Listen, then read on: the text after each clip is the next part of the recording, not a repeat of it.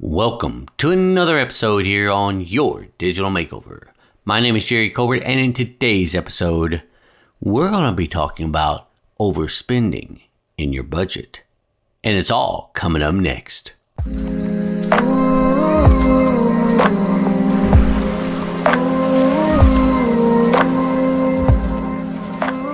So in today's episode, this is going to be a real quick one, but I did want to kind of go over with y'all what happens when you overspend in your budget and how you can rectify it or maybe not even do it at all. So, as you see here, we have opened up YNAB here. And what I want to show you is, let's say for instance, you need to make a purchase, right? And you don't have enough money in that category. So what you should be doing, if you have been watching a few of my other episodes, is that you should be looking and see how much available money you have in your budget for that category that item belongs in. Do you have enough money to cover that? And if not, can it wait until you do? If it can't wait, if it's something that just has to be bought now, then can you take from somewhere else to fund that until you get money back in to replenish what you took? Hopefully that made sense. Made sense in my head anyways. So let's see here. Let's pick on the cleaning category. If you remember from my last episode, we did spend some money here in cleaning. But let's say maybe I forgot to pick something up and I only got $5 left here. And what I need to pick up is, I need to pick up some Drano, okay? One of my sinks is clogged. I need to pick up some Drano. So I'm like, well, it's $5. I'm not really sure if that's going to be enough, but I do need the Drano, so I got to get it. So I'm not really sure how much it's going to be over. It shouldn't be much more than $5. Maybe, maybe I can find something for under $5. Who really knows? So I go to the, grocery store or go to Walmart or Dollar General and I find some Drano and I decide, well, you know what? They didn't have any of the Drano for, under $5. All I can find is one for $8.74. Okay. Well, that's more than the $5 I have, but I need the Drano. So I'm like, well, I'll just go ahead and get the Drano while I'm here at the store and I'll maybe take from another category until I get some more money in the next week on my paycheck, and then I can replenish that money that I took somewhere else, right? So what you can do here is, let's say I went to the store and I used my credit card, and I plugged in Walmart. I just got back from the store. I go ahead and plug this, or I might even use my app as soon as I get out of the store to go ahead and log that purchase. So I go here in cleaning supplies and I put down $8.74. Now look what happens whenever I enter this. You see up here, it says that I have overspent by $3.74 in November. I overspent. And if you go back over here to your budget and scroll down here, you'll see now that this available amount is a negative number and it's turned to yellow. Okay. Now, I have a couple choices here. I can just leave it and not worry about it and say, well, I get paid next week and I'll just replenish it when I get paid. I don't really like that scenario. I typically like to go ahead and take care of that now. Okay. So is there another category that I just don't, it's not that I don't care about it, but I don't care about it as much as I do this category, getting it fully funded. And then maybe there's another category I can take from and it'll be underfunded, but it's not something that is dire for this month. Okay. Because I don't want to take from, let's say, my cell phone, because I know this month I'm going to have to pay that.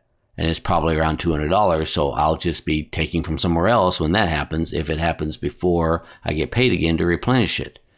So a lot of times what I do is I just go ahead and take from somewhere else, like one of my, I don't know if you want to call it emergency funds, but it's just one of the things that I'm using as a savings builder to build up a fund in certain categories that I don't have an exact target on.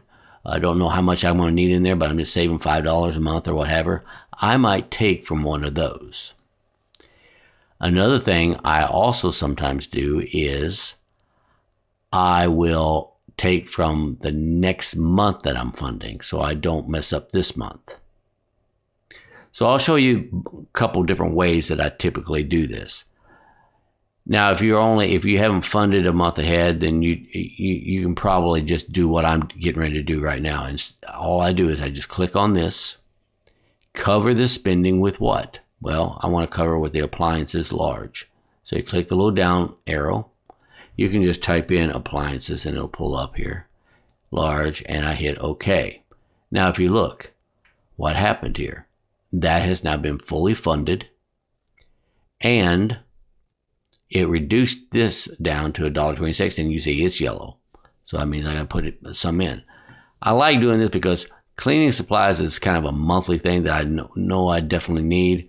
And appliances, I can, even if I don't get enough money this month to cover that expense, then I know that it's just going to add on, that I'm just, well, this month is only $5, and this is how savings builders work. If I don't save that much, then that's all I saved was $1.26.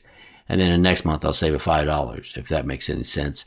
And so then next month when I save $5 onto this $1.26, I've got $6.26 in this fund. And that's basically how that works. Now, but I might have enough when I get my paycheck to go ahead and replenish this. So that's one way that you can do that. Another way you can do it is, I wish there was a simpler way on this method.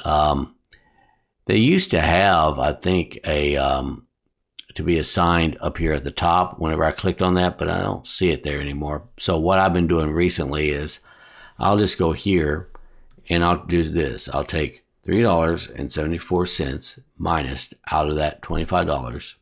I'm sorry. So what I typically do is I add $3.74. So I'll add the $7.48.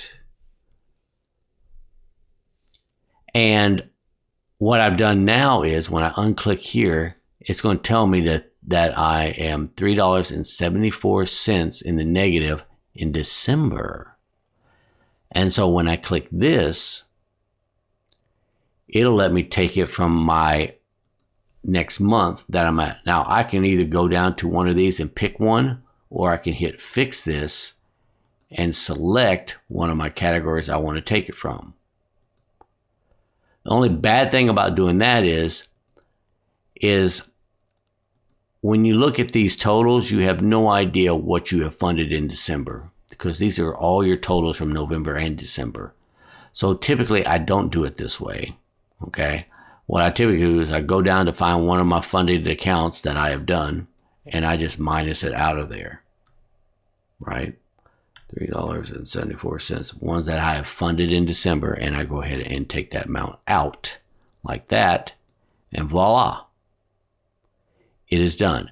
Now I am fully funded for this. I don't have any negatives in here, and I just really took from the next month over, from December, right? So that is basically what I typically do when it comes to overspending. Typically, I try not to overspend, but occasionally it happens and you just got to roll with the punches, right?